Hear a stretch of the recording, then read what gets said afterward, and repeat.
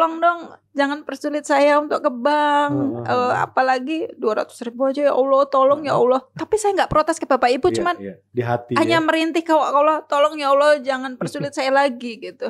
Nanti untuk beli rumah gitu. Tapi sebelum Bapak itu ngomong untuk beli rumah, menjerit lagi, ya Allah jangan persulit saya dong 200.000, orang kaya kan paling nggak langsung aja gitu. Tapi ternyata 200.000. Nanti saya kasih nomor pengacara saya, kata Bapak sama Ibu. Nanti selanjutnya kalau nggak berani nyairin, kalau nggak berani ini pengacara yang mendampingi gitu. Alhamdulillah. Ternyata berapa nilainya, Bu? 200 juta. 200 juta. Ibu mimpi apa itu? Bicara Profesi. Selamat datang di Bicara Profesi. Tamu kali ini spesial, beliau adalah teman saya, banyak sekali membantu orang, dan punya cerita yang luar biasa, cerita mengenai keluarganya, cerita mengenai bagaimana beliau menemukan jalan hidup, yaitu dengan Magnet Rezeki. Beliau adalah motivator dan trainer Magnet Rezeki. Kita sapa saja Bu Lulu. Apa kabar Ibu? Alhamdulillah, luar biasa, dahsyat. Wah, luar biasa. Di awal-awal sudah memberikan insight ya, bahwa ada jargon atau apa ya Bu ya gitu ya. Ada yel-yel yang membuat kita bersemangat. Bu Lulu sebetulnya profesinya apa sih Bu? Boleh cerita sedikit nggak? Profesinya saya berawal dari ibu rumah tangga. Awalnya ibu rumah tangga. Oke. Menikah, punya 3 anak, anak-anak masih balita. Kira-kira umurnya itu 2,5 tahun, 2 tahun, 2 tahun. Suami saya meninggal. Oh gitu. Nah di situ nggak punya rumah, nggak punya pekerjaan, nggak punya kendaraan. Malah dapat warisan hutang ratusan juta rupiah. Emang kemana suaminya diri harus mengadu? Oke, suaminya kerja apa sebelumnya Bu? BUMN. Oh di BUMN. Kok meninggalkan hutang sedemikian banyak? Kenapa Bu? Ya namanya hidup. Saya tidak tahu kenapa gitu. Allah membawa saya berkecimpung dengan hutang piutang suami. Oke. Bagaimana Ibu bisa bertahan di awal-awal, terutama setelah suami meninggal? Ya. Yang saya lakukan ya gali lubang enggak ya, tapi saya bertahan untuk supaya tidak berhutang. Apa aset yang kami punya kami jual dan bahkan masih meninggalkan hutang, dan kami berusaha untuk sebisa mungkin makan semampu kami. Kalau kami tidak punya penghasilan yang banyak, kami bisa makan nasi sama kerupuk. Kami bisa makan nasi sama cabai yang hanya 3 biji diulek pakai bawang sama garam. Oh gitu, dengan 3 balita itu? 3 balita. Yang lagi butuhnya nutrisi yang sehat dan bisa yang untuk mereka. Yang tadinya anak-anak susunya lumayan mahal, langsung saya ganti dengan susu yang sekaleng hanya 8.000. Jadi gitu. Encer sekali. Maaf ya anak-anakku. Wah, dan dulu nggak doyan, tapi tetap saya paksakan. Utangnya lunas akhirnya? Alhamdulillah, lunas. Ibu dari mana melunasinya selain jual aset? Kan tadi ada sisanya ya? Iya, saya berusaha puluhan tahun. Saya penghasilan saya 30.000 per hari. Dari mana? Saya jualan es lilin di depan pintu gerbang sekolah. Oh gitu. Dasar. Ibu jualan sendiri? Jualan sendiri. Es lilinnya buat sendiri? Buat sendiri. Terus bagian saya titip-titipin di sekolah-sekolah. Jadi pagi itu dengan jungkir baliknya kehidupan, jam 2 bangun, jam 1 bangun, bungkusin es, buat goreng-gorengan apapun yang bisa diolah, ya makanan anak-anak. Jadi selain menitipkan ke kantin-kantin sekolah, pagi sama siang itu saya jualan sendiri. Selain itu anak-anak juga saya bekelin. Jadi mereka harus bisa menghasilkan uang yang untuk jajan mereka sendiri. Sejak kecil tuh ya? Iya, kalau mereka tidak bisa menghasilkan uang, minimal kamu nggak jajan tapi kamu makan makanan yang harusnya dijual tadi. Itu penghasilan 30.000 cukup buat apa saja? Bukan ini ada balita 3 orang ya, ibu juga harus ngontrak ya tadi, nggak punya rumah ya kalau nggak salah. Iya. Itu gimana? Cukup nggak? Kalau ditanya cukup nggak, Allah mencukupkan. Allah mencukupkan. Iya. Dan itu berlangsung berapa tahun Bu? Puluhan tahun. Puluhan tahun. 30.000 30.000 setiap hari. Kurang lebih 9 sampai 10 tahun. Oh gitu. Ibu nggak dapat bantuan dari pemerintah melalui bantuan langsung tunai atau apapun waktu itu? Ada Ada? dari kantor papahnya ya. Oh gitu. Ya. Mm. Waktu itu kami ditanya, Bu, sudah cari kontrakan belum? Ya Allah, saya disuruh pindah. 3 bulan saya mikir nggak bisa tidur. Oh gitu. Ditanya lagi, Ibu sudah dapat kontrakan? Untuk apa Pak? Saya ngontrak di situ. Udah sesanggupnya saya, jangan suruh pindah-pindah. Jadi ibu ngontrak disuruh pindah gitu? Saya Atau rumah dinas? Saya mikirnya disuruh pindah. Oh. Tapi ternyata di situ kami diberi yang harusnya itu dapat fasilitas renovasi rumah. Saya kan nggak punya rumah. Jadi apa yang direnovasi? Oh, okay. Akhirnya dengan kebijakan-kebijakan pertimbangan yang panjang kali lebar, dapatlah rumah 9 kali 2,4 meter. Nah, itu apa? Kontrakan? Kontrakan. Oh, kontrakan. Petakan kecil. Berapa Bu waktu itu, ingat nggak? Apanya? Sewanya? Enggak sewa, itu dikasih hadiah. Oh, hadiah. Boleh tinggal di rumah kontrakan itu, kurang lebih seperti itu ya? Iya, harusnya saya ngontrak, terus harusnya dikasih fasilitas renovasi, tapi saya nggak punya rumah.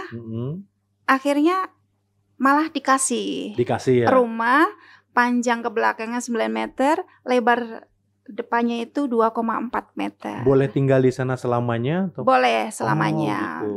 Jadi untuk urusan rumah agak aman ya Bu ya? Aman. Bisa tinggal di sana gitu aman. Ya? Dan 30.000 per hari itu Ibu jualan apa saja sih? Es atau apa lagi? Es lilin, ya gorengan. Kan namanya jualan kadang habis kadang enggak. Tapi waktu itu bisanya yang bisa diperbuat ya itu. Sampai saya menjelang anak SMP, sampai anak SMP itu alhamdulillah anak saya diterima di Sekolah Internasional Technonatura. Oh gitu. Iya. Oke. Padahal waktu itu saya pakai daster yang mungkin udah sobek kali ya. Terus saya keliling nyari sekolah yang hemat, yang menurut saya mampu menyekolahkan anak gitu. Saya pikir sekolah itu murah. Tapi ternyata harganya lumayan. Dan alhamdulillah dari pemilik sekolah itu membebaskan saya dari uang pendaftaran, membebaskan saya dari uang tahunan, dan SPP-nya 5% dari penghasilan bulanan. Oke, dan itu anak yang pertama? Anak yang pertama dan anak yang kedua. Anak yang kedua dan pertama itu sekolah di sana ya? Sekolah di sana, alhamdulillah, terima kasih. Sekolah Internasional Technonatura. Oh gitu, oke. Dan Ibu merasa baik-baik saja waktu itu? Atau masih struggling juga Bu? Wow, masih jungkir balik juga. Dan alhamdulillah pemilik sekolah itu memberikan kebebasan. Saya boleh nitip makanan di kantin sekolah. Dan anak-anak itu diberi kebebasan. Nggak hanya anak saya, semua boleh dilatih jualan. Gitu, jadi berwirausaha juga ya. Mereka dilatih sejak sekolah. Selain anak-anak belajar menggunakan laptop Apple, anak-anak juga boleh jualan. Nah di situ laptop Apple, saya nangis kepada Allah. Ya Allah, ternyata sekolahnya menggunakan Apple. Saya nggak tahu. Awal-awal yang berdatangan kok mobil mewah berderet-deret kayak orang mantu kan. Loh, di komplek siapa yang mantu? Nggak taunya anak-anak orang kaya yang sekolah di situ. Nah pas turun, ya Allah pakai laptop Apple. Pas nyampe depan ruang guru, ketemulah sama guru. Pak, belajarnya ini anak-anak SD kok sudah pakai Apple. Anak saya SMP gimana? Apa kabar gitu kan? Iya Bu, kalau belum punya nggak apa-apa kok. Saya tuh masih kayak masih kayak diadem-ademin gitu. Nggak dipaksa, oh harus gini Bu, oh gini Bu, enggak. Alhamdulillah saya dipertemukan dengan salah satu pejabat perusahaan. Ketemu, saya sudah nggak inget ya awal pembicaraan gitu. Tapi di situ saya cerita, saya mau mengundurkan diri dari sekolah. Mengundurkan diri, anaknya tidak bersekolah lagi gitu? Tidak bersekolah di situ. Kenapa? Sekolahnya pakai Apple, mahal. Waktu itu 16 juta. Ibu punya uang berapa? Nggak banyak. Alhamdulillah, ibu punya uang berapa? Saya kasih. Terus berapa hari kemudian, ibu ke kantor saya ambil laptop Apple-nya. Di situ saya kaget. Alhamdulillah anak saya bisa sekolah. Melanjutkan sekolah di sana Melanjutkan akhirnya sekolah ya di dengan sana dan laptop akhir Apple-nya tadi. Iya, Saat itu ibu merasa Tuhan sudah bermurah hati ke ibu atau ada titik di mana ini kenapa menimpa saya, suami saya nggak ada, kemudian harus struggling sendiri. Sudah menemukan tuh di sana arti kebesaran Tuhan di sana atau belum? saya itu selalu minta tolong sama Tuhan dan Mm-mm. bahkan saya itu kayak nggak punya temen. Mm-mm. Temen saya ya Tuhan. Ketika disakitin orang atau dihina orang, ya Tuhan temen saya, temen ngobrol saya itu Tuhan. Kenapa ibu Dan saya dihina? merasa Tuhan tuh selalu menolong saya. Mm-mm. Cuman ada satu ganjalan kecil Apa tuh bu? yang membuat saya tidak tenang. Mm-mm. Tuhan, kenapa engkau ambil suamiku Masih mempertanyakan dalam keadaan punya hutang ratusan juta rupiah. itu. Di saat anak-anak saya masih kecil dan saya untuk move on atau untuk bertahun-tahun kayaknya kok deritaku nggak habis-habis. Mhm. Sampai anak saya yang kedua tadi yang sekolah di Tehno Natura itu kan sebenarnya kembar yang kedua itu. Oh kembar. Kembar. Satunya sudah sekolah di pesantren Pak Nasrullah. Oh, oke. Pak Nasrullah itu founder Magnet Rezeki. Mhm, Tapi waktu mhm. itu baru-baru ya. Baru mulai ya. Nah, adiknya si kakak yang sekolah di Tehno tadi selama 6 bulan tuh bergejolak minta pindah Kenapa? ke pesantren saja. Ma, Mhm. aku mau menjadi penghafal Al-Quran, aku mau keliling dunia. Mhm. Menurut saya nothing. Ibu Melona penghasilan segini, Mhm. kok mau keliling dunia itu apa gitu. Mhm. Jangan sampai anak itu menuntut saya minta uang yang banyak, terus minta yang lebih, pengennya tinggi, saya nggak bisa mengabulkan, terus takutnya dia berani sama orang tua. Wajar dong seorang ibu punya pemikiran seperti itu. Mhm. Nah, 6 bulan saya bergejolak, saya tanya sama guru di sekolah internasional tersebut, kira-kira ada persoalan apa kok anak saya minta pindah? Karena anak saya nggak bisa memberikan alasan kecuali ingin menjadi penghafal Al-Quran dan mau keliling dunia. Saya pengen tahu lebih dalam di sekolah itu kenapa anakku nggak betah, pengen pindah ke pondok. Ternyata nggak ada masalah apapun. Nggak ada masalah apapun. Nggak ada masalah apapun. Akhirnya selama 6 bulan permintaan itu baru saya kabulkan. Pindah ke pesantren Pak Nasrullah, nyusul saudara kembarnya. Gitu ya. Dan di situ saya mulai yakin karena mengenal Pak Nasrullah lebih dekat. Mulai apa sih ilmu magnet rezeki itu? Nah, kata Pak Nasrullah, ilmu magnet rezeki adalah duduk diam rezeki datang. Aha, ini yang saya mau. Umur saya sudah lewat. Kalau ngelamar perusahaan, kerjaan di perusahaan kan kayaknya sudah lewat umur gak produktif bakal diterima gitu ya, kerja di rumah orang juga saya masih punya anak-anak. Kerja sendiri kok kayak gini. Kayaknya cocok nih apa sih gitu. Makin penasaran, makin deket. Jadi ibu yang diajarin magnet rezeki itu sebetulnya anak dulu atau ibu dulu yang masuk ke sana? Dua-duanya. Oh, dua-duanya. Dua-duanya. Waktu itu saya berpikir, saya sudah ngaji di mana-mana, saya sudah curhat ke temen, nggak 1, 2, kan berteman ya, sama-sama nganterin anak sekolah. Kok nggak ada solusi ya? Tapi ketika saya mengenal ilmu magnet rezeki bersama Pak Nasrullah, kita dibagiin ilmunya, kita mulai merasa apa sih duduk diam rezeki datang, kata Pak Nas.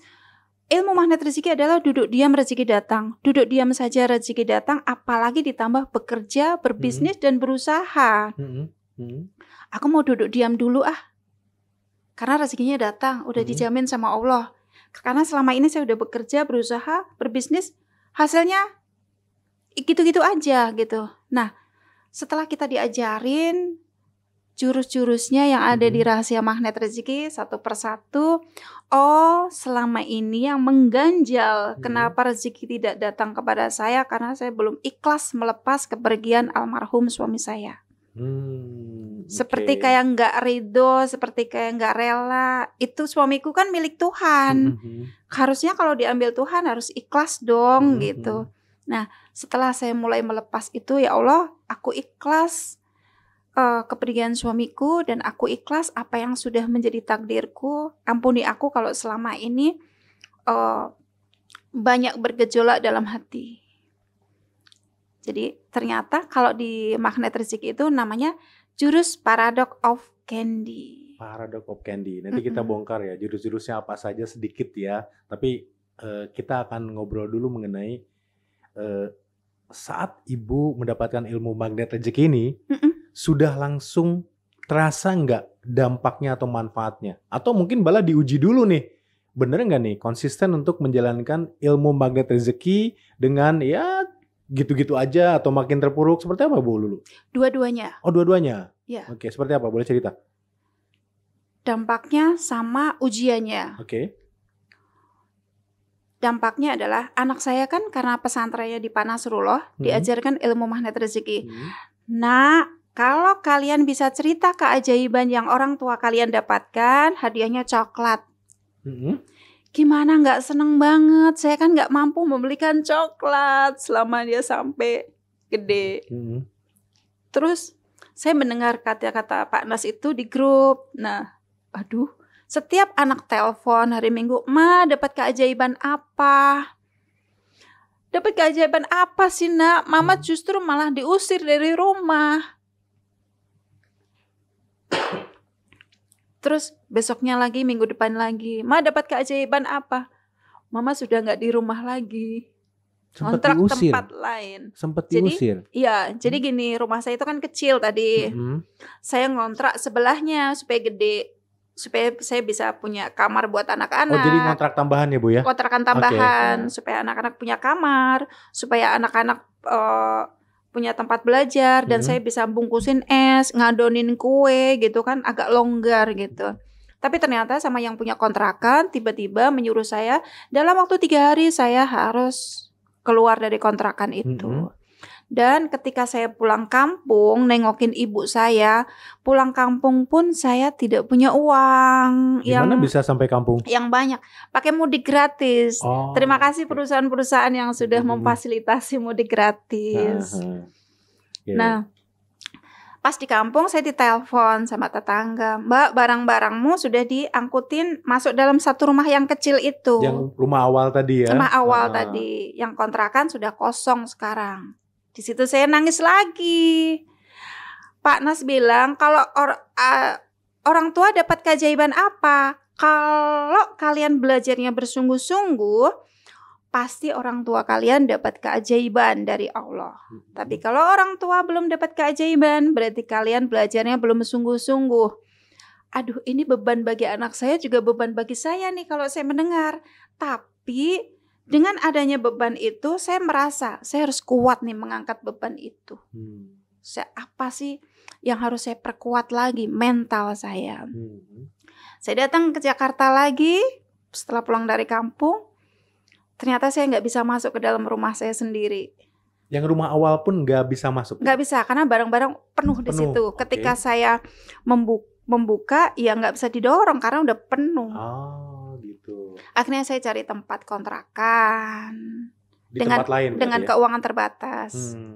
Nah, jadi selain dampaknya bagus, ujiannya dapat juga. Di kontrakan itu baru 2 minggu kami dapat teguran dari yang punya kontrakan. Kenapa Ibu ngapain di sana? Gak boleh jemur di depan.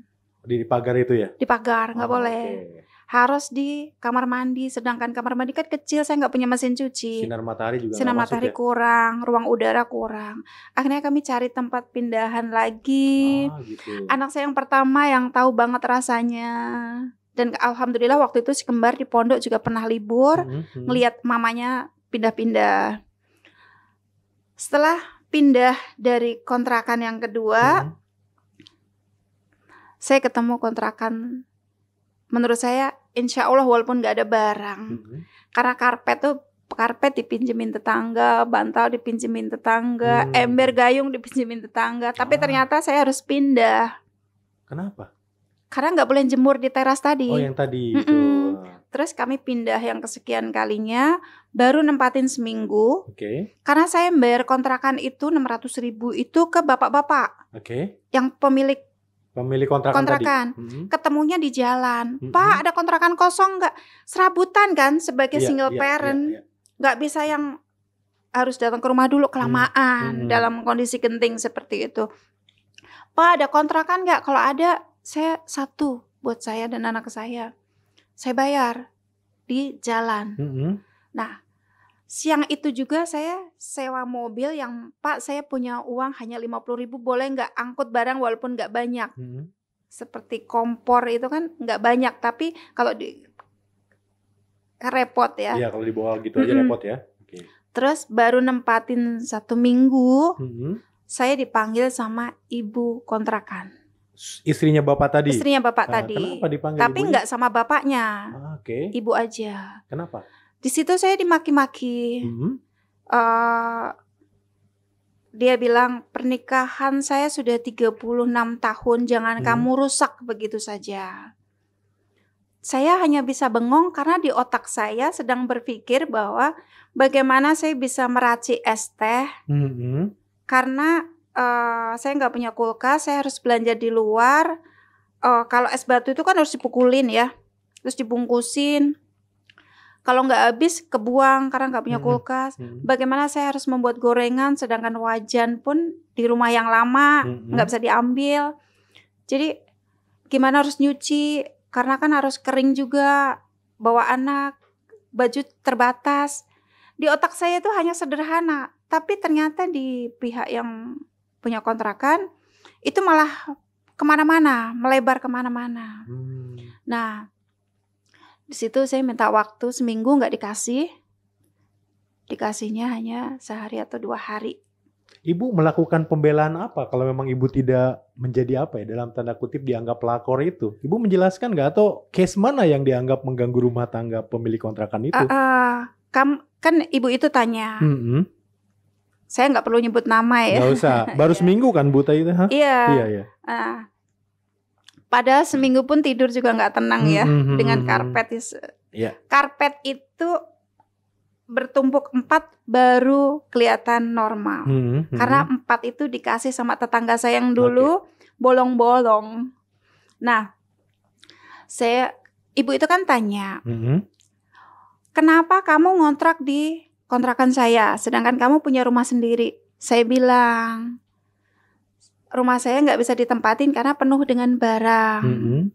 Yang saya ngontrak sebelah, kau udah nggak boleh. Katanya mau ditempatin sendiri. Kalau begitu barang-barangnya suruh jual. Saya tambah sedih kalau jual. Saya nyicil, nabung seperti freezer itu kan. Kalau saya jual begitu aja siapa yang mau beli? Kalau toh saya jual harganya murah. Terus bilang lagi, kalau nggak mau dijual bagiin aja ke orang lain. Saya ini orang nggak mampu, tapi suruh bagi-bagi barang-barang saya.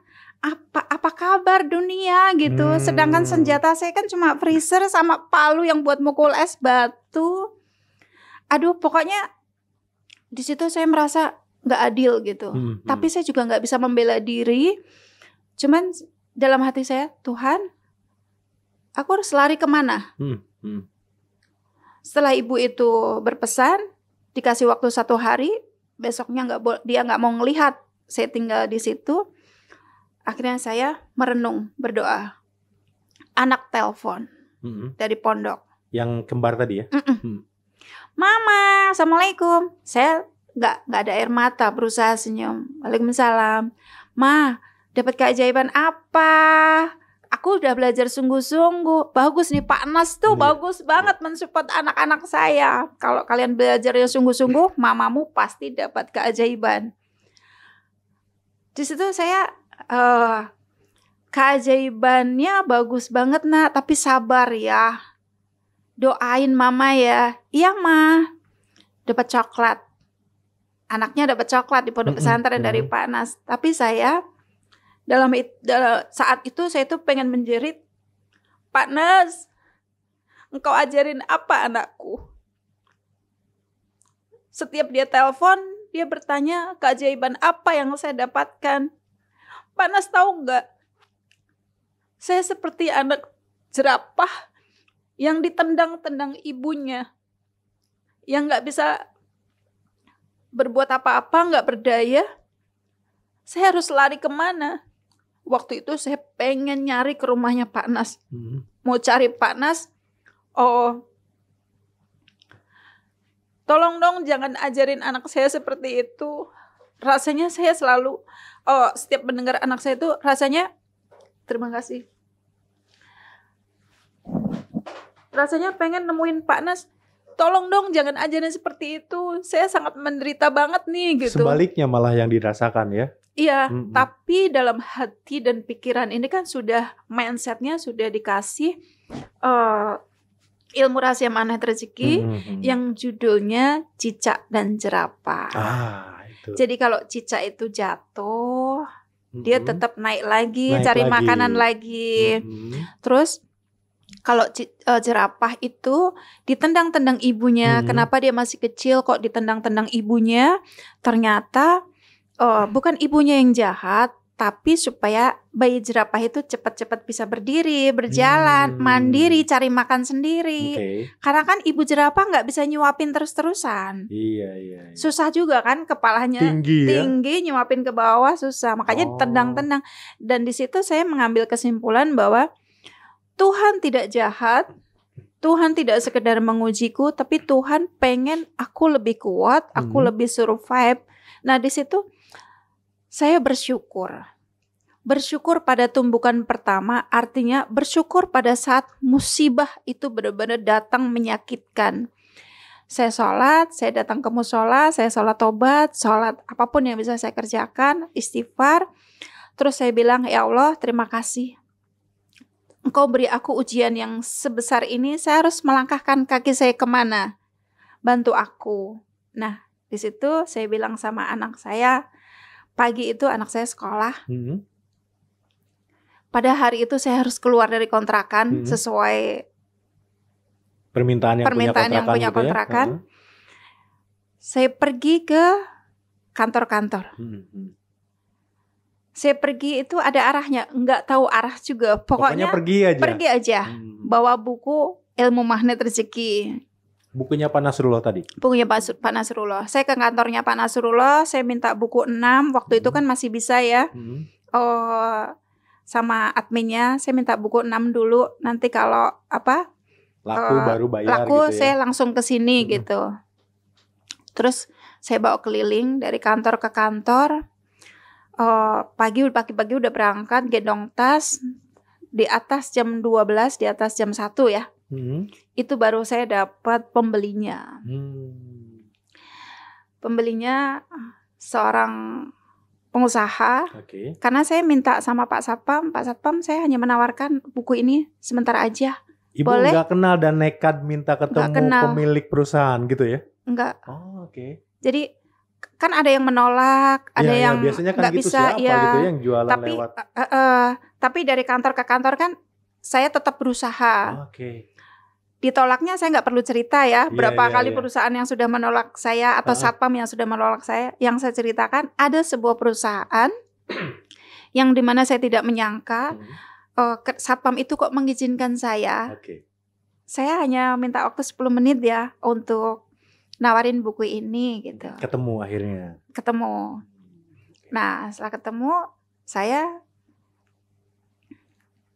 menceritakan buku-bukunya, tentang bukunya. Nawarin lah istilahnya ya, marketing gitu. Nah, di situ saya alhamdulillah ada keajaiban. Apa tuh keajaiban, Bu?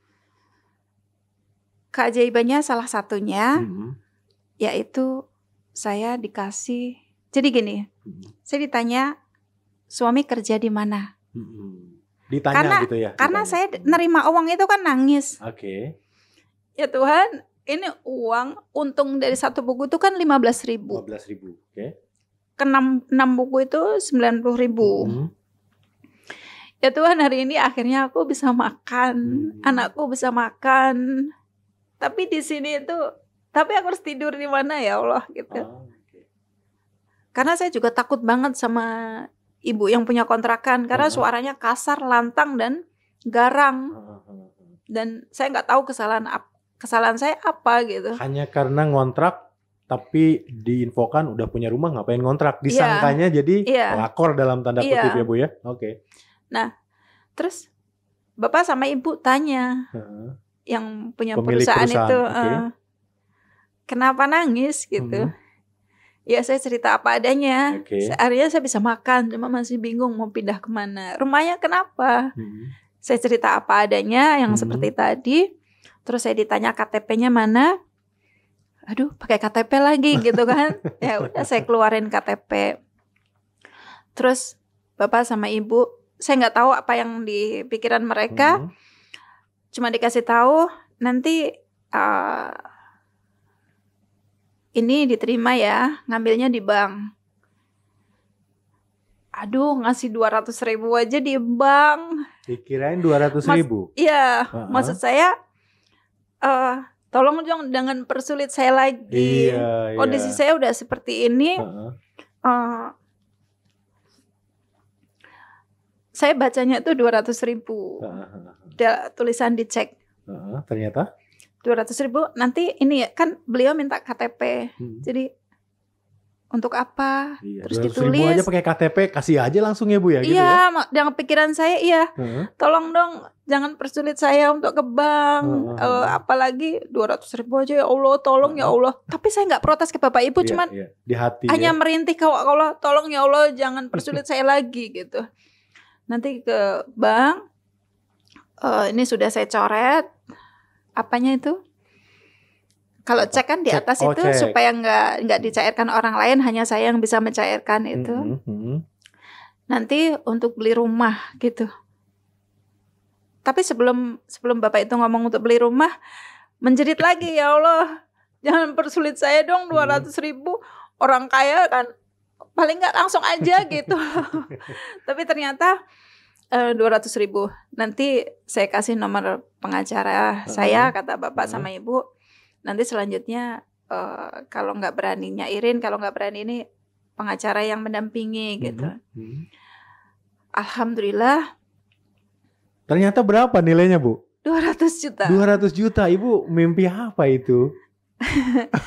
Rezeki luar biasa ya Bu. Dan untuk beli rumah katanya. Untuk beli rumah. Oh gitu. Dan saya bilang ke Bapak sama Ibu berpesan kalau ada apa-apa teleponnya ke pengacara. Oke. Nih saya telepon pengacara, rumahnya harganya 300. Kurang dong ya? Terus saya bilang, Pak, uangnya belum saya cairin, saya kembaliin ke Bapak gitu. Saya kembaliin maksudnya ke Bapak yang pemilik perusahaan lewat pengacara itu. Saya kembaliin aja ya Pak, saya takut pegang uang sebanyak ini. Oh, terus kurangnya berapa? 100-an. Tapi bukan nggak dikembaliin, nggak boleh dikembaliin, tapi malah ditambahin. Ditambahin 100 juta lagi. Ditambahin. Wah, luar biasa. Di sanalah Ibu merasakan magnet rezeki itu bekerja untuk Ibu ya. Sebenarnya magnet rezeki bekerja itu sudah dari awal ya. Dari awal semenjak kami dikasih rumah yang kecil tadi. Yang kecil tadi itu mulai di sana ya. Terus dapat kemudahan anak dapat laptop itu salah satunya ya. Terus kalau sakit sembuh itu sebenarnya semua adalah magnet gitu. Bagi yang memahami. Nah, setelah dapat rumah, alhamdulillah bisa nempatin di situ sampai sekarang. Sampai sekarang. Sampai sekarang. Oke. Dan itu mungkin salah satunya dari keseriusan anak-anak Ibu juga belajar tadi ya di pesantren ya. Berbuat baik, mengamalkan magnet rezeki, dan akhirnya Ibu mendapatkan dampaknya yang luar biasa ya Bu. Iya. Oke. Tapi kemudian apa yang Ibu pikirkan atau yang membuat Ibu memutuskan Ibu ingin berbagi juga dengan yang lain dan menjadi motivator atau trainer magnet rezeki ini? Waktu itu. Apakah sudah merasa, wah saya udah puas, saya udah berlimpah ruah rezekinya, akhirnya saya ingin berbagi ke yang lain, itu gimana Bu? Waktu itu saya pernah sebelum dapat rumah. Sebelum dapat rumah? Saya berdoa kepada Allah. Sebelum pindah-pindah tadi saya berdoa kepada Allah.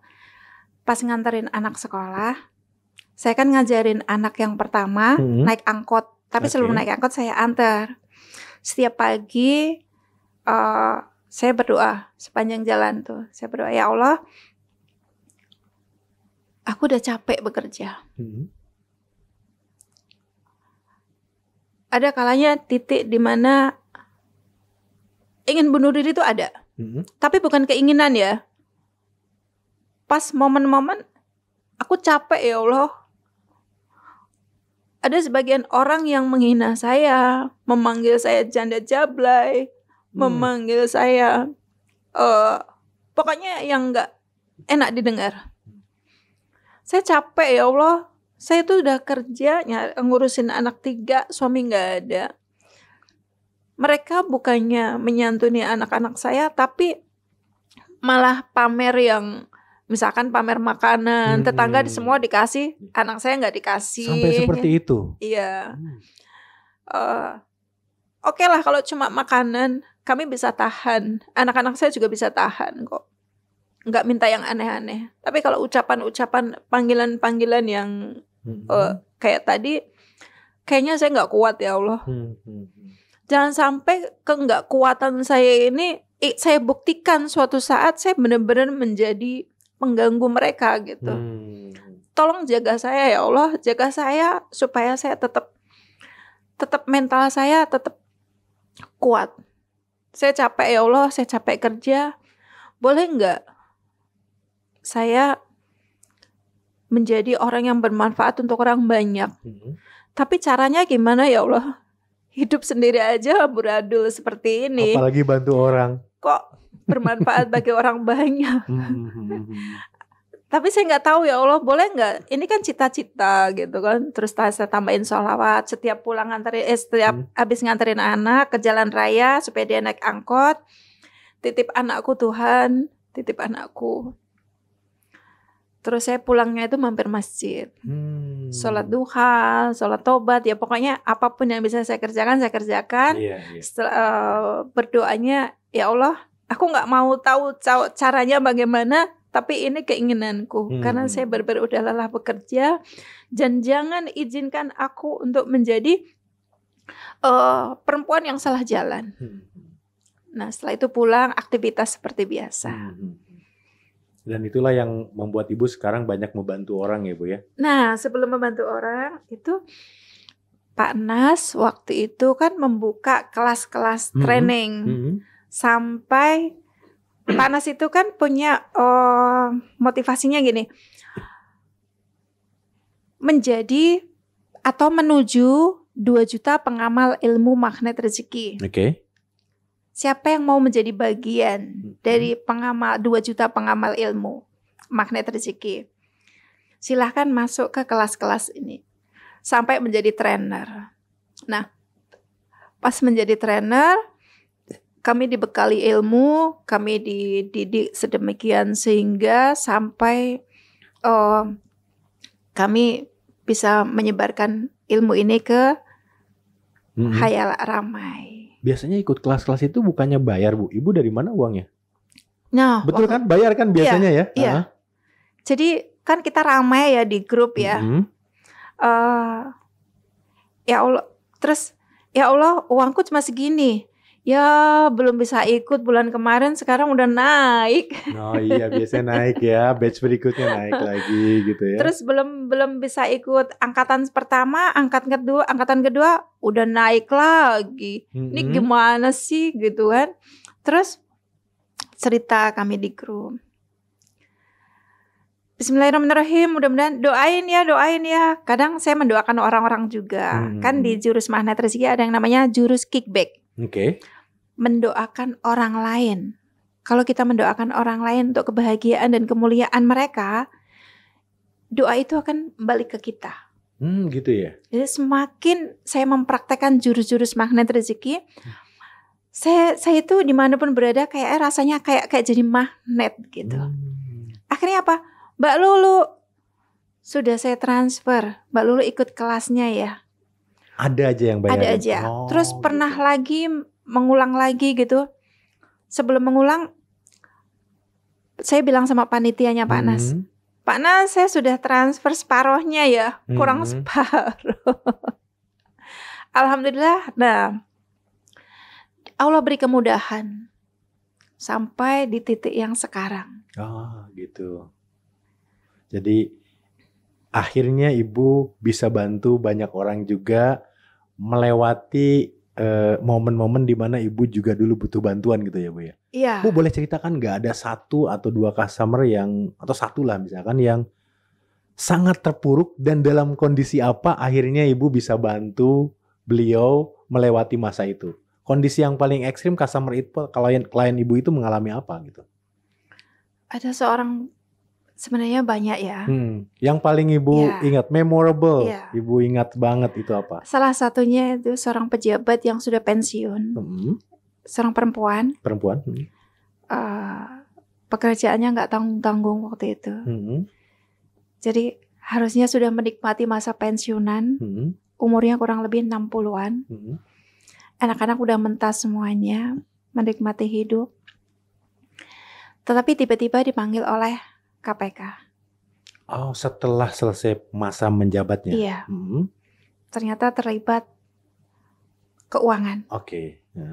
Dan akhirnya semua aset ditarik. Beliau masuk BUI. Sampai beliau masuk BUI itu di tahun kedua. Oke. Mencari saya. Jadi belajarnya itu hanya seminggu sekali. Setelah keluar, maaf nih Bu, setelah keluar atau masih di BUI mencari? Masih di BUI. Oh, masih di BUI, oke. Harusnya dapat 5 tahun. Maksudnya hukuman 5 tahun. Di tahun kedua beliau menemukan saya. Oke. Konsultasi ke saya itu hanya bisanya cuma hari Jumat pagi setelah sholat subuh. Oke. Jadi ilmunya saya berikan setiap habis subuh, teleponan, dan materi-materi kami berikan. Nah disitulah beliau merasa tenang. Oh, oke. Jadi dengan nggak gampang ya, semua aset yang beliau dapatkan selama kondisi menjabat puncak gitu ya, tinggal menikmati gitu ya, tiba-tiba hilang. Dan beliau di BUI gitu ya. Oh, oke. Dan itu menjadikan beliau jauh lebih tenang dalam menghadapi hidup. Ketenangan juga merupakan salah satu dampak dari magnet rezeki ya Bu. Ya, tidak harus kekayaan gitu ya. Okay. Ketenangan adalah puncak keajaiban paling atas. Paling atas. Nih saya ngomong-ngomong mengenai magnet rezeki nih. Ini saya agak sedikit men-challenge Ibu ya. Karena saya hostnya. Bu, bukankah manusia sudah diciptakan dengan rezekinya masing-masing? Bahwa bahkan ya, binatang di dasar lautan itu sudah lahir atau diciptakan dengan rezekinya. Kenapa perlu magnet sih? Kenapa perlu magnet? Ya, jadi sebenarnya rezeki kita itu udah dijamin. Ya. Tapi kok nggak nyampe kita kadang-kadang. Oke. Kenapa dan ada apa? Nah, ibarat hujan, sebenarnya rezeki itu Allah bagikan ke muka bumi ini seperti air hujan. Datangnya sangat lebat sekali, sangat deras sekali. Tapi kenapa ada sebagian orang yang tidak dapat jatah airnya? Karena dia menggunakan perisai, menutup dirinya dengan payung. Dari rezeki itu? Dari air hujan dari itu air tadi. Hujan itu. Nah, karena dia memakai perisai atau penghalang, maka dia tidak mendapatkan air, sehingga apapun yang lain dapat banyak, berember-ember, bahkan lebat sekali, deras sekali, tapi dia nggak dapat karena dia selalu memakai perisai tadi. Nah, sebagian dari kita sebenarnya jatah rezeki itu sudah Allah siapkan. Di mana? Ya ada di muka bumi ini. Cuma karena kita terlalu mencintai perisai itu adalah dosa.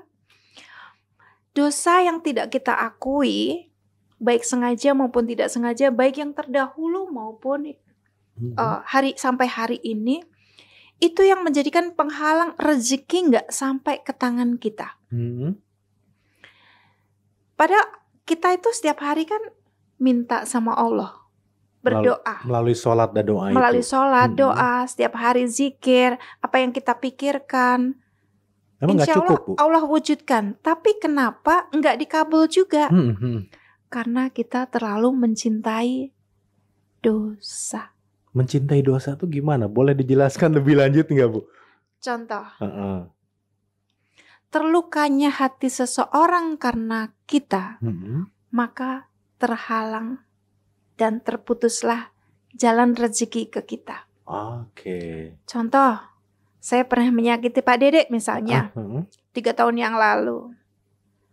Tapi Pak Dede nggak mau memaafkan saya. Mm-mm. Dan saya juga tidak mau meminta maaf ke Pak Dede dengan Mm-mm. gengsi. Iya. Nah, kalau kita berbuat dosa kepada orang tua, mungkin orang tua Akan otomatis memaafkan. memaafkan. Meskipun kita tidak minta maaf misalnya. Ya, Oke. bisa lama, bisa cepat. Mm-mm.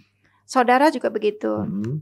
Lupa sholat, Allah memaafkan nggak? Tinggal tobat ya. Sholat Bisa. tobat. Heeh. Terus puasa, nggak menjalankan puasa, Ganti. ganti. Misalkan. Atau juga nggak dosa kan kalau nggak Mm-mm. menjalankan puasa Iya. Senin Kamis. Mm-mm.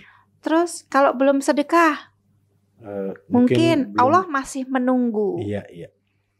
Tetapi kalau dosa, saya menyakiti orang lain, Mm-mm. berapa ribu kali saya sujud kepada Allah. Kalau saya belum meminta maaf kepada orang yang saya sakitin, Allah pun juga enggan memaafkan saya. Oh, itu salah satunya penghalang atau perisai dari rezeki Iya. kita. Jadi selama kita terlalu mencintai perisai kita, yang kita anggap biasa-biasa saja, padahal itu yang sebenarnya menjadi penghalang Mm-mm. rezeki kita. Ibaratnya itu selang air atau keran air tersumbat dengan lumut. Mm-mm. Pak Dede tahu nggak lumut itu sekeras apa sih? Lembut sebenarnya. Lumut yang menyumbat keran itu sekeras apa sih? Lumut itu kan sebenarnya lembut, Lembut ya. halus. Iya. Tapi kenapa dia mampu menyumbat keran air? Karena numpuk banyak. Karena numpuk banyak. Mm-mm. Padahal dia empuk, Ya. lembut. Nah, kalau lumut itu dibuang, apa yang terjadi? Deras airnya keluar. Deras airnya. Kalau dosa itu kan lembut, halus, dan gak terlihat. Mm-mm. Kayaknya enak aja melakukannya, menyakiti orang lain. Itu enak aja. Gak terasa kita menyakiti orang lain gitu.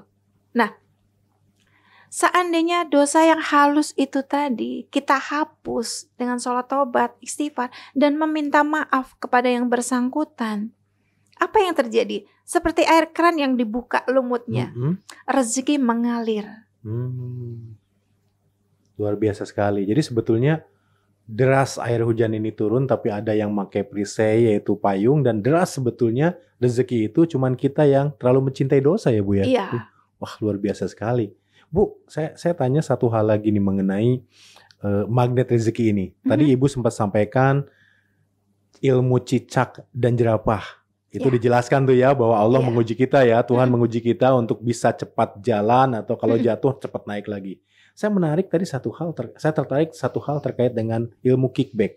Di mana kita harus mendoakan yang lain. Bu, kalau kita terpuruk, bukannya kita yang perlu didoakan. Atau contoh gini nih, saya bersedekah nih ke orang lain nih di pinggir jalan, ke pengemis gitu ya. Mas, Mbak, atau Pak, doakan saya ya gitu ya. Nggak seberapa uangnya supaya saya usahanya lancar. Kan didoakan oleh orang yang terpuruk, dan kaum duafa itu bukannya bagus buat kita ya Bu ya. Apa hubungannya dengan mendoakan yang lain? Kita sendiri sedang butuh sesuatu tapi kita malah mendoakan, itu gimana ilmunya? Rumusnya gimana? Ya, jurus kickback kita sudah belajar. Setelah belajar, ternyata kita nggak hanya belajar. Sebenarnya kita disuruh praktek itu sudah dari dulu sebelum kenal ilmu magnet rezeki. Tapi dengan menguasai ilmu magnet rezeki, kita cepat tanggap, kita cepat tahu, cepat sadar, dan introspeksi diri. Contoh, waktu saya diuji dengan keadaan ekonomi yang pahit, anak saya harus beres sekolah, terus jualan kadang nggak habis. Tapi kan kita harus kulaan lagi. Jualan makanan matang itu kalau nggak habis kebuang. Tapi bahan-bahannya kita harus kulaan lagi. Nah, saya itu sedih karena harus ada bayaran anak-anak sekolah. Padahal sudah dikasih 5% dari gaji orang tua ya. Berapapun gajinya, yang penting kalikan 5%. Waktu itu cuma 60.000. 60.000. Cuma 60.000 bagi kalian ya. Tapi bagi saya saat itu besar sekali ya. Apalagi yang biasanya 30.000 sehari ya dapat itu ya. Oke. Nah, makanan nggak habis, hari-hari sebelumnya nggak habis, tapi saya tetap mengantarkan makanan, berharap hari ini insya Allah dapat untung. Hari ini insya Allah saya bisa memberi makan anak-anak saya. Tapi apa daya, nggak habis. Jadi sepanjang jalan, ya Tuhan, aku harus bagaimana? Makananku nggak habis. Aku harus curhat ke siapa? Mereka punya suami, saya nggak punya. Mereka ada cadangan uang, mungkin saya nggak punya. Saya harus gimana ya Allah? Di saat itulah saya langsung istighfar. Oh iya, Pak Nasrullah kan pernah mengajarkan ilmu kickback. Ilmu kickback adalah mendoakan orang lain, mendoakan kebahagiaan dan kemuliaan orang lain. Nah, kalau kita mendoakan itu, mudah-mudahan kembali ke kita. Aku yang bahagia, aku yang mulia. Dengan cara apa? Ya Allah, tukang rujak itu lariskan dagangannya. Tukang kerupuk itu, tukang bakso itu, padahal saya nggak kenal. Sepanjang jalan saya mengendari motor menuju ke, saya mau kulaan dagangan lagi. Saya nggak kenal mereka, tapi saya doakan mereka. Ya Allah, mereka punya kebutuhan, mereka punya seperti anaknya mau kuliah, mau sekolah, maka lariskan dagangan mereka, berkahi mereka hidupnya, penuhi mereka dengan rezeki yang halal, yang barokah, yang banyak. Air mata membanjiri, ketutup helm dan gak ada yang tahu. Terus tiba-tiba ada waktu itu SMS atau WA ya, masuk. Mbak Lulu bisa ke kantor kami. Oke. Untuk apa ya? Untuk apa ya Pak? Mau beli ini lagi. Teman-temannya mau beli buku magnet rezeki lagi gitu. Seneng banget tuh, nggak dijawab. Langsung saya belanja, set pulang. Ya sekedarnya lah. Cuci muka. Kalau mandi kelamaan, takut kehilangan momen. Orang kantor kalau melewatkan waktu itu, ya Bu Lulu terlambat. Mereka rapat. Cepet-cepet aja. Saya bawa buku, saya gendong. Bapak mau butuh buku lagi? Iya, buat karyawan. Tapi sebenarnya bukan itu. Beliau sudah menyiapkan uang waktu itu kurang lebih kalau nggak salah 2,7 juta. Tapi saya nggak tahu kalau isinya 2,7 juta. 2,7 juta, oke. Ini sedekah buat anak-anak ibu. Oh gitu. Saya kan ditanya aktivitasnya apa sih? Karena beliau sudah membaca buku ilmu magnet rezeki yang dibeli sebelumnya. Kan saya jualannya kemana-mana gitu kan waktu itu. Ibu Lulu, mungkin beliau penasaran kali ya. Bukunya dijual tapi kehidupan Bu Lulu sendiri kok susah ya. Perasaan saya sih seperti itu. Wah, jangan-jangan mereka pikirannya yang jual hidupnya susah, tapi yang membaca hidupnya udah orang-orang kaya. Bohong gitu di kan. buku gitu kan mungkin. Iya. Terus akhirnya beliau malah menyiapkan uang supaya saya ikut trainer di trainingnya Pak Nas. Jadi gitu. Pak Nas membuka training for trainer. Itulah yang mengantarkan Ibu jadi trainer. Iya. Magnet rezeki itu. Jadi di saat saya nggak punya uang, saya mendoakan. Tadinya mengeluh, ya Allah, gini amat ya hidup. Udah suami engkau ambil, anakku butuh biaya hidup. Kadang mikir bensin. Iya. Ya Allah, saya nggak ngeluh teman-teman, enggak. Maksudnya ngeluhnya ke Allah, udah bensin mau habis, uang nggak punya, dagangan nggak habis, aku harus gimana gitu. Nah, inget lagi jurus kickback. Bahkan WA tadi yang meminta datang ke kantor, akhirnya dikasih 2,7 juta untuk ikut training magnet rezeki. Itu terjadi setelah sepanjang jalan Ibu naik motor dan mendoakan orang lain ya. Di sana lah ilmu kickback berjalan atau bekerja ya Bu ya. Iya, dan itu hari itu juga. Saya pernah juga ada suatu kejadian yang tidak akan saya lupa. Saya pernah Allah uji jatuh kepleset. Kaki kanan saya lumpuh. Lumpuh tuh memang nggak bisa jalan gitu ya? Lumpuh itu ini dengkul ke bawah mati. Oh, bukannya luka atau apa? Enggak, memang mati gitu, nggak bisa jalan gitu? Mati, saraf kejepit. Oke. Dan bagian pinggang sampai dengkul tuh rasanya kayak disiram air panas. Di situ saya nggak. Kalau dulu kan saya ngajar anak-anak TK sama SD ya, tapi datang ke rumah-rumah. Privat ya? Privat. Anak saya nggak saya ajar, tapi saya ngajar anak orang. Ngajar orang lain. Anak-anak saya waktu itu ya pinternya sekedarnya, tapi anak-anak orang lain malah pada juara. Pada juara, ya. Oke. Terus maaf ya anak-anakku, sering saya tinggal, saya kunci pintunya, jendelanya saya buka. Di rumah gitu sendiri mereka ya, Mm-mm. bertiga berarti ya. Oke. Mm-mm. Oke, terus apa yang terjadi, Bu? Itu waktu sakit itu ya kurang sehat. Alhamdulillah Allah beri saya pertolongan. Teman-teman tuh ada yang telepon, ada yang ngasih vitamin. Terus dokter di rumah sakit itu juga bilang nggak apa-apa, renang aja sembuh.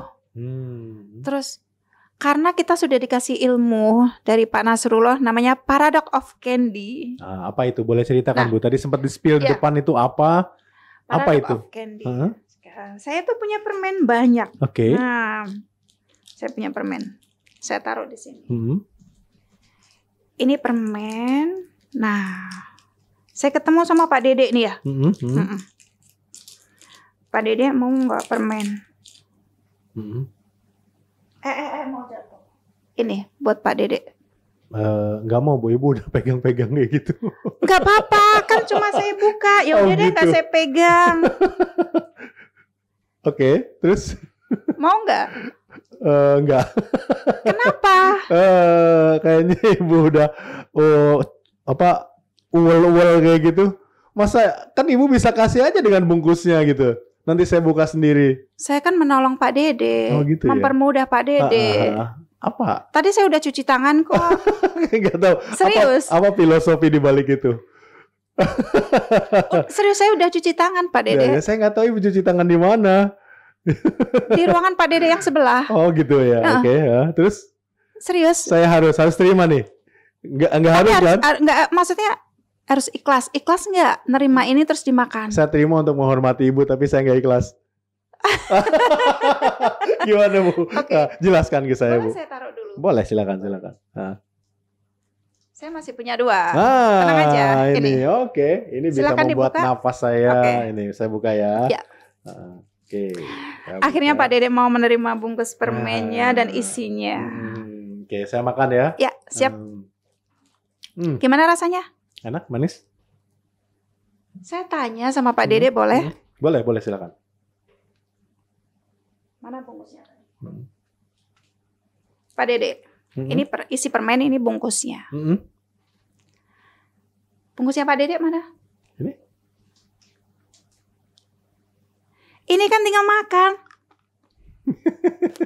Tapi kenapa Pak Dede nggak mau? Nggak mau, itu tangan Ibu udah uwel-uwel gitu tadi. Sekarang permennya. bungkusnya Bapak apain? Buang. Buang.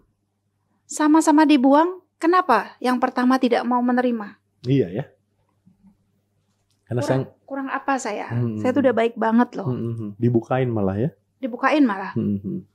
Nah, begitu juga ada di ilmu magnet rezeki itu namanya Paradox of Candy, teman-teman. Apa itu Paradox of Candy? Ibaratnya begini.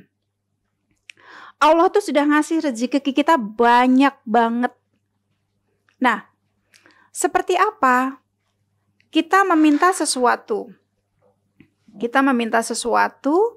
Terus sebenarnya Allah tuh mendengar dan mau mengabulkannya. Tapi Pak Dede menolak. Iya, saya menolak tadi. Padahal kalau kita menerima,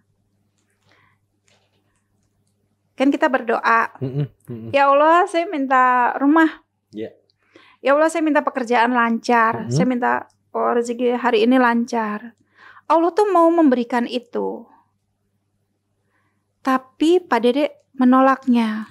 Kenapa menolaknya? Padahal bungkus permen ini atau permen ini datang ke Pak Dede beserta isi permen ini datang ke Pak Dede beserta bungkusnya. Rezeki yang Pak Dede inginkan itu datangnya bersamaan dengan musibah. Oke. Di balik kesulitan atau setelah kesulitan pasti ada kemudahan. Kita maunya isi permennya aja, tapi nggak mau bungkusnya. Sedangkan kebanyakan kita maunya isi permennya saja. Oh, Sedangkan datangnya isi permen dengan pasti bungkusnya. bersamaan dengan bungkusnya. Oh gitu. Iya. Jadi kalau kita mau isi permennya, maka kita juga harus menerima. Bungkusnya. Tapi kenapa Anda nggak menolak? Isinya aja tadi. Saya lebih baik agak susah sedikit, tapi saya yakin bahwa yang saya makan itu bersih. Jadi Allah sudah mendengarkan doa kita, permohonan kita, dan Allah sebenarnya sudah mengantarkan lewat apa? Salah satunya lewat musibah, ujian, cobaan, ketidaknyamanan dalam hidup. Tapi kita tidak ingat bahwa sebenarnya ya Allah, terima kasih bungkus permen ini sudah aku terima. Sebentar lagi kalau aku punya tips membuka permen ini, insya Allah permen ini bisa aku nikmati. Tapi syukurin dulu, terima dulu bahwa ujian, cobaan, musibah ini, ya Allah terima kasih atas semua ini yang kau berikan kepada aku. Sebentar lagi aku pasti bisa menikmati rezekinya. Sebagaimana kurir.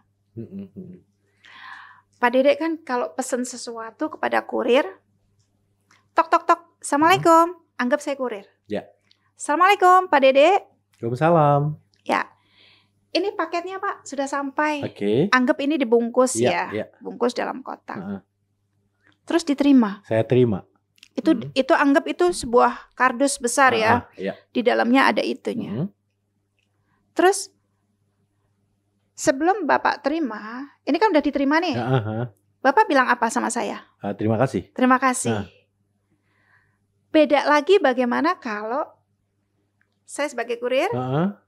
Beda dengan cerita pertama ya.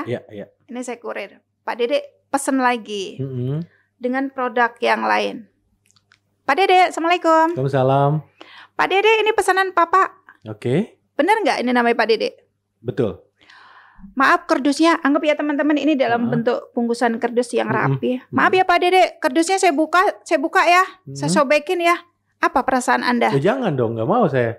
Tapi saya membantu Anda supaya Anda nanti terima isinya aja. Mau? Saya buka. Enggak sih, nggak mau. Siapa tuh pesanan saya itu adalah pesanan yang harus saya aja yang tahu. Atau ngapain sih kurir kan tugasnya menyampaikan itu di dalam paket yang utuh. Biar saja yang buka gitu. Saya nggak mau. Tapi tugas saya membantu Pak Dedek aja supaya Pak Dedek langsung menerima. Kan kurir nggak sampai sana tugasnya Bu. Cuma menyampaikan barang sampai ke pembeli. Tetap yakin nggak mau saya bantu? Nggak mau. Kalau saya nggak mau ya. Iya. Nah, begitu juga yang terjadi pada rezeki. Kita maunya rezekinya aja. Padahal rezeki itu datang dibungkus rapi oleh pemiliknya. Diantar oleh kurirnya. Ketika dibantu membuka, Pak Dedek nggak mau. Tapi rezeki yang Pak Dedek doakan, ya Allah aku minta ini, aku minta ini, aku minta ini. Allah sudah kasih dalam balutan musibah. Bungkus permen, bungkus kado, bungkus paket, itulah musibahnya. Isinya adalah rezekinya. Kalau kita kebanyakan maunya rezekinya aja, Pak Dedek nggak mau kan? Ya udah kalau nggak mau, kurir pulang lagi. Balik ke pabrikannya. Malaikat pembawa rezeki bilang sama Allah, ya Tuhan, hamba Allah yang bernama Pak Dedek tadi tidak mau menerima bungkusnya dan isinya. Atau Pak Dedek mau nerima apanya? Isinya aja kan? Beliau menolak bungkusnya. Balik lagi. Padahal itu bungkusnya adalah dalam konteks rezeki musibahnya. Yang harus kita lewati juga. Nggak sampailah akhirnya rezeki itu ke kita. Seperti itu filosofinya ya. Kalau Pak Dedek mau menerima isi rezekinya, harus terima juga dengan bungkusnya. Sebagaimana Anda tadi kan statement. Kurir nggak sopan kalau membuka-buka paket. Makanya ya udah terima musibahnya supaya Bapak cepat-cepat membuka paketannya. Gitu.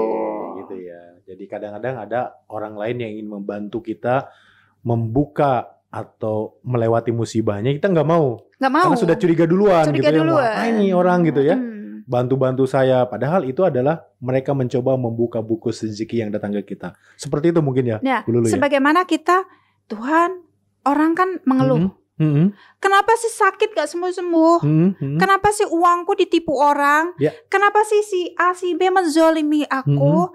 Kenapa sih dalam hutang piutang gak kelar-kelar? Atau masalah gak kelar-kelar? Atau kenapa sih anakku narkoba? Kenapa sih tetanggaku? Pokoknya masih banyak hal-hal yang orang bertanya kenapa, mempertanyakan itu ke Tuhan.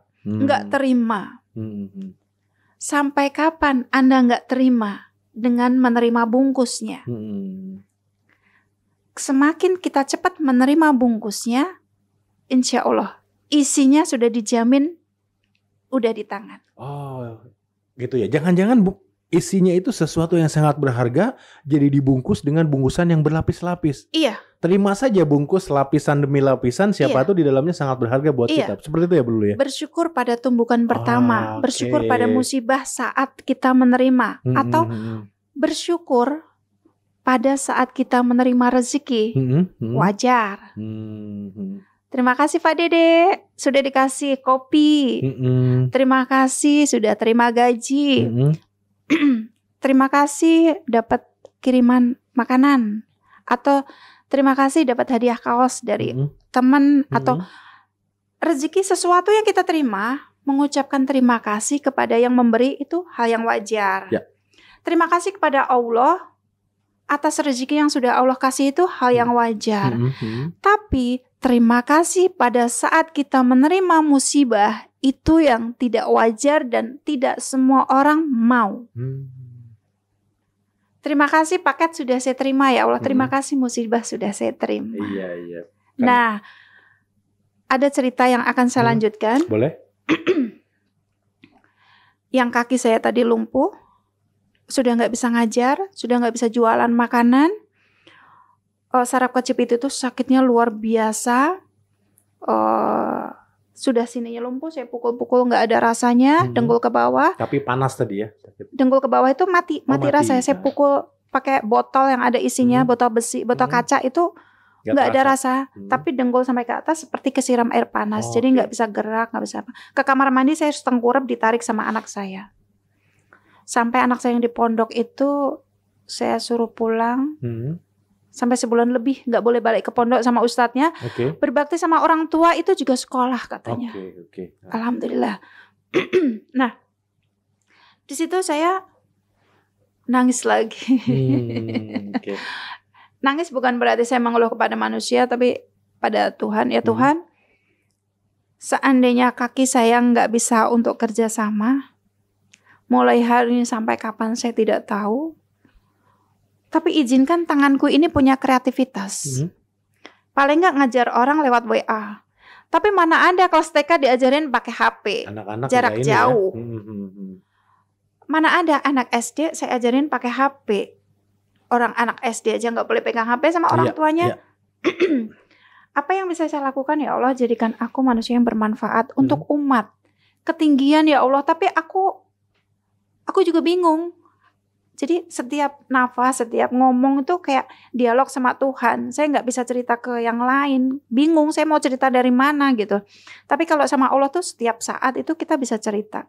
Nah, ingat lagi dengan jurus Paradox of Candy. Terima kasih ya Allah.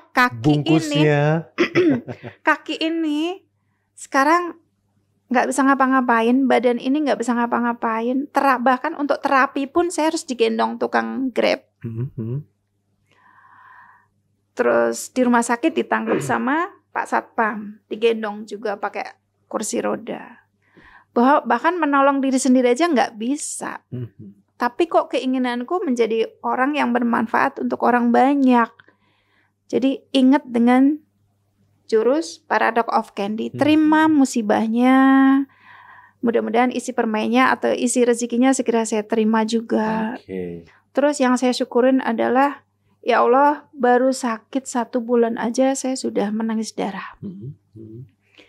Sedangkan kesehatan ini Engkau berikan pada kaki dan seluruh tubuh ini bertahun-tahun, bahkan puluhan tahun. Ya. Tidak pernah saya syukurin dengan secara sadar. Bersyukur iya, tapi mensyukuri secara spesifik jarang.